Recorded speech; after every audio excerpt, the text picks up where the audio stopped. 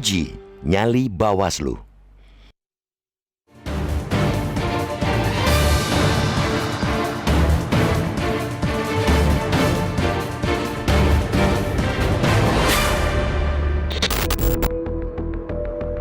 Ketiga pasangan Capres-Cawapres Pilpres 2024 telah mendapatkan nomor urutnya semalam.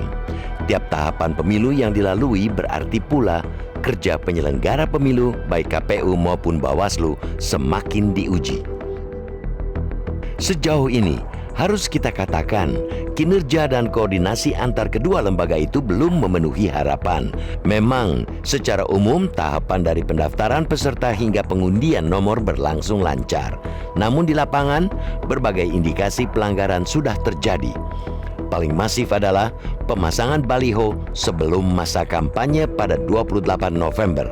Parahnya lagi, di sejumlah daerah dilaporkan adanya keterlibatan aparat dalam pemasangan baliho, salah satu pasangan Capres-Cawapres. Kondisi ini tidak boleh dianggap remeh. Kondisi ini justru peringatan nyata bahwa penyalahgunaan wewenang terkait pesta demokrasi terus terjadi. Terbuktinya penodaan konstitusi kita oleh Anwar Usman yang terbukti melanggar kode etik terkait lahirnya putusan batas usia minimum cawapres. Nyatanya belum menjadi pelajaran mahal di Republik ini.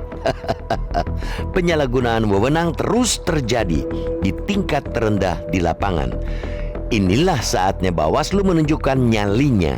Sejauh ini harus kita katakan jika lembaga itu bukan saja tidak bertaring, melainkan mengecewakan. Di sejumlah daerah, contohnya di Makassar, Bawaslu setempat tampak kalah sebelum bertanding. Bagaimana tidak? Menanggapi banyaknya pemasangan baliho sebelum masa kampanye, Bawaslu Sulsel justru hanya bisa mengatakan serba salah karena partai beralasan hal tersebut merupakan inisiatif Bacalek. Kondisi tersebut semestinya segera ditindaklanjuti oleh Bawaslu Pusat. Kinerja Bawaslu Kabupaten Kota semestinya juga menjadi tanggung jawab Bawaslu Pusat. Segala kelemahan integritas dan profesionalisme tidak dapat dibiarkan dan harus segera diperbaiki. Namun, bukan saja memperbaiki profesionalitas lembaganya, kita menuntut Bawaslu Pusat pun memperbaiki kinerjanya, termasuk dalam koordinasi dengan KPU. Hingga kemarin, koordinasi antar kedua lembaga itu justru lebih sering membuat miris publik. Contohnya, KPU dan Bawaslu bahkan tidak sejalan soal akses sistem informasi pencalonan atau SILON. Ketua Bawaslu RI, Rahmat Bagja, mengeluh di depan publik soal kesulitan mereka mengakses SILON sehingga kesulitan mengawasi verifikasi dokumen para baca pres dan bacawapres. Padahal berdasarkan pasal 64 Peraturan KPU nomor 19 tahun 2023 tentang pencalonan Pilpres, KPU wajib memberikan akses SILON kepada lembaga yang mengawasi penyelenggaraan pemilu alias Bawaslu. Sementara KPU berdalih akses telah diberikan namun terdapat fitur berbeda untuk Pilpres dan Legislatif. Terkait aturan, KPU justru menilai jika tahapan verifikasi dokumen itu merupakan kewenangan internal mereka.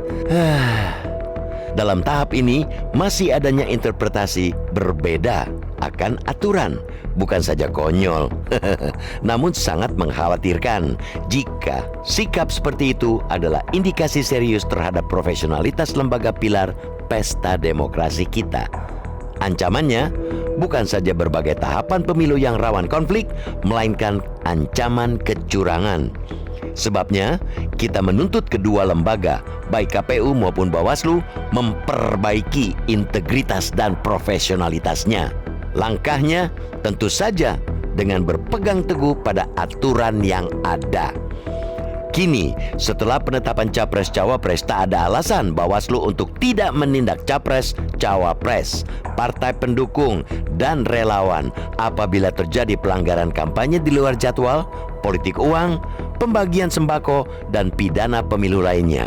Bawaslu juga berhak mengambil tindakan apabila pejabat, aparat berwenang, dan aparatur sipil negara melakukan tindak pidana pemilu. Namun demikian, Profesionalitas dan integritas KPU dan Bawaslu akan lumpuh layu jika Presiden Joko Widodo memiliki keberpihakan terhadap pasangan Prabowo Gibran. Ibarat pepatah, ikan busuk dari kepalanya.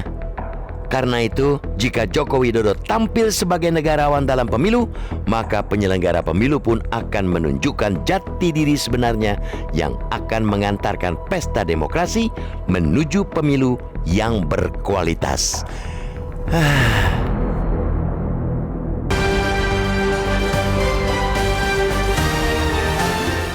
Jelajahi cara baru mendapatkan informasi. Download Metro TV Extend sekarang.